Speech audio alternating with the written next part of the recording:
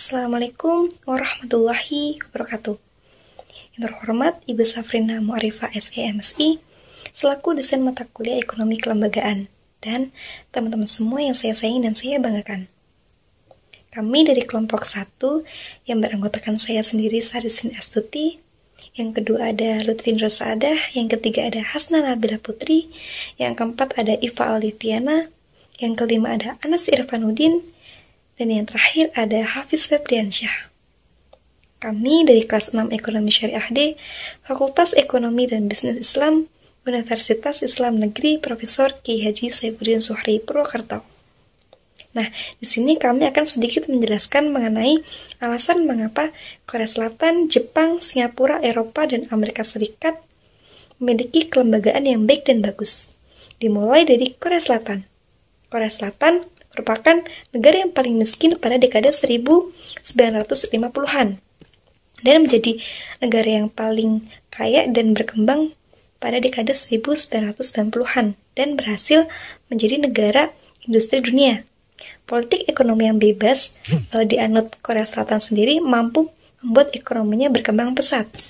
Nah, Korea Selatan menggunakan sistem unicameral atau sistem satu kamar dalam parlemen Korea yang disebut dengan KOKOE atau Korean Nation Assembly atau KNA. Nah, sistem ini berarti KNA merupakan badan pemegang kekuasaan legislatif satu-satunya di Korea Selatan. Layaknya semua negara hukum yang diatur dan dijalankan menurut hukum, kekuatan yang paling penting dari KNA adalah untuk memberlakukan, mengubah, dan menghapus undang-undang. Nah, Korean Nation Assembly atau KNA menggunakan metode e-parlemen atau parlemen elektronik atau online, sehingga para anggota dewan dapat melakukan permintaan pembuatan RUU secara online dan dapat segera diproses, di-follow up, dan diserahkan kepada komisi atau anggota yang melakukan permintaan. Nah, dokumentasi dan data yang terintegrasi dalam sistem parlemen elektronik ini mendukung kinerja anggota dewan sehingga dapat mempercepat pekerjaan mereka. Nah, proses pembuatan kebijakan KNA tidak terlepas dari dukungan layanan informasi dan riset. Di Korea Selatan itu sendiri, baik legislator secara individu maupun komisi-komisi yang ada meminta pendapat kepada akademisi maupun lembaga penelitian adalah hal yang lumrah untuk dilakukan. Tentu saja mereka yang dimintai pendapatnya adalah lembaga atau individu yang kredibel. Selanjutnya, negara lainnya. Saya Hasna Nabila Putri dengan NIM 1917201227 akan menjelaskan mengapa Jepang merupakan negara dengan kelembagaan ekonomi yang baik atau mapan. Ya, Jepang itu sendiri merupakan salah satu negara yang dianggap paling sukses dalam membangun perekonomiannya. Kemajuan ekonomi Jepang itu sendiri pada dasarnya tidak muncul begitu saja, tetapi melalui pengimplementasian sejumlah kebijakan ekonomi yang dinilai mampu mempercepat pertumbuhan ekonomi Jepang atau bahkan mempertahankan tingkat pertumbuhan ekonominya melalui peningkatan proses produksi yang ada serta peningkatan dalam hal volume ekspor komoditasnya. Salah satu kebijakannya ialah dengan cara penyaluran bantuan luar negeri Jepang atau yang biasa dikenal dengan sebutan ODA atau Official Development Assistance. Kebijakan lainnya ialah kebijakan penyaluran investasi Jepang ke sejumlah wilayah regional. Baik kebijakan ODA maupun kebijakan investasi luar negeri atau yang disebut dengan Foreign Direct Investment pada dasarnya merupakan dua buah kebijakan yang saling mendukung satu dengan yang lainnya, di mana investasi yang kemudian melalui perdagangan sebagai salah satu sumber penerimaan Jepang yang otomatis pula menjadi salah satu sumber pendanaan bagi keberlangsungan ODA serta peran ODA sebagai pendukung dan pelancar investasi Jepang FDI di sejumlah negara, yang tentunya keduanya merupakan stimulus bagi ekonomi Jepang itu sendiri. Nama saya Hafiz Febriansyah dengan NIM 191720154. Saya akan menjelaskan sedikit tentang kelembagaan ekonomi di Amerika. Sistem ekonomi di Amerika Serikat itu menganut sistem ekonomi kapitalis yang merupakan yang memberikan kebijakan seluasnya kepada pihak swasta untuk melakukan usaha. ekonomi Amerika Serikat menjadi yang terbesar di dunia semenjak tahun 1870-an dengan faktor pendukung sumber daya alam yang meliputi emas, batu bara, dan endapan uranium. Dalam ekonomi kapitalis, aset-aset modal seperti pabrik, tambang, dan jalur distribusi dapat dimiliki dan dikendalikan secara pribadi. Nah, sistem kapitalis adalah kebalikan dari sistem sosialisme, di mana negara banyak menguasai alat produksi, harga barang atau jasa hingga upah pekerja banyak ditentukan oleh negara. Nah, ciri paling menonjol dalam ekonomi kapitalis yaitu minimnya intervensi negara, semua ditentukan berdasarkan kehendak pasar.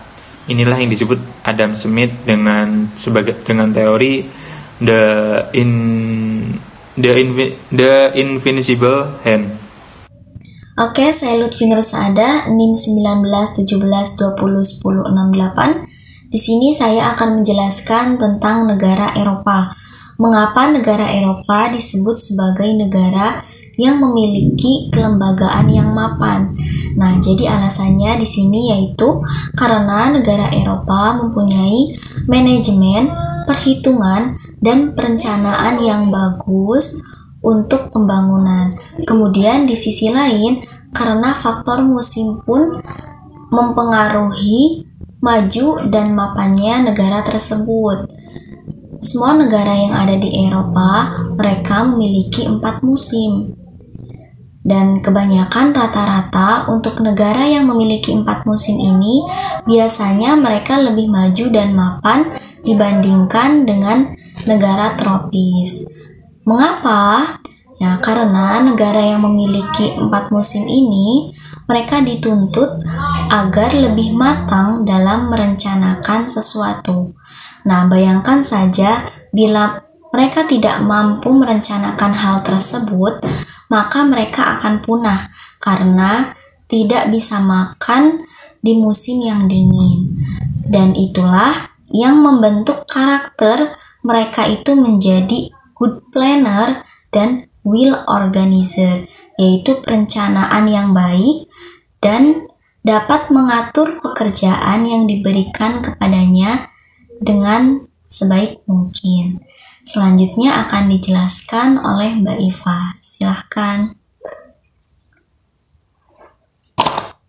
Saya Iva Aliviana dengan NIM 19171229. Di sini saya akan sedikit memaparkan alasan mengapa Eropa disebut sebagai negara yang berkelembagaan baik. Salah satu alasannya yaitu kolonialisme. Kolonialisme yaitu kekuasaan suatu masyarakat di suatu wilayah tertentu yang masyarakatnya bergantung terhadap kekuasaan tersebut. Selain itu, Eropa juga memiliki manajemen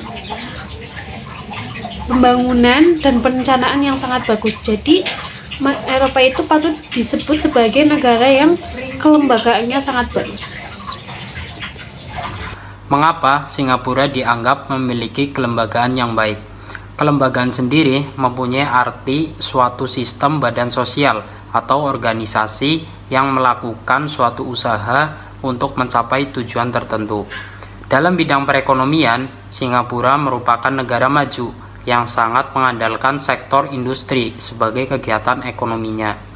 Hal inilah yang menjadikan Singapura sebagai salah satu pelopor industri di Asia Tenggara. Ada beberapa bidang industri yang digeluti oleh Singapura. Yang pertama yaitu industri pariwisata. Dalam bidang ini, Singapura sudah meraih peringkat kelima di tingkat internasional. Yang kedua, industri perbankan. Dalam bidang keuangan, Singapura menjadi keuangan nomor 4 di dunia. Maka tidak mengherankan sekitar 6,1% penduduknya bekerja di bidang keuangan atau perbankan. Yang ketiga yaitu industri elektronik. Industri ini memegang peranan yang sangat penting bagi penduduk Singapura. Bahkan elektronik menjadi komoditi ekspor utama negara ini. Contohnya ialah mesin dan peralatan elektronik. Maka tidak bisa dipungkiri bahwa Singapura merupakan salah satu pusat perekonomian terbesar di Asia Tenggara. Cukup sekian. Wassalamualaikum warahmatullahi wabarakatuh.